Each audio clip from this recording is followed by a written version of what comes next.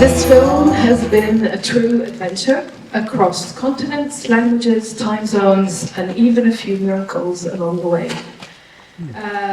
A thank you to our amazing cast and crew, our co-producers and financiers. A special thank you to our Swedish financiers, Svenska Filminstitutet, Filminvest, SVT, SF Studios, and Mikkel Ahlström Films, without whom this adventure would not have been possible.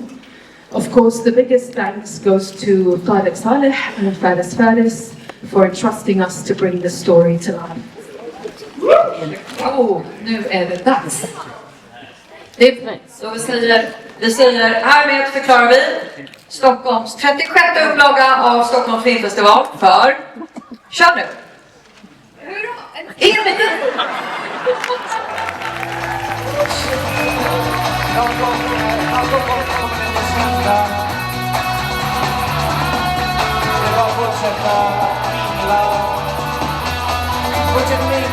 Fortsätt göra er grej. Fortsätt vara trevliga mot människor. Så kommer folk att vad är det värt egentligen? Vad kan man göra med än att försöka?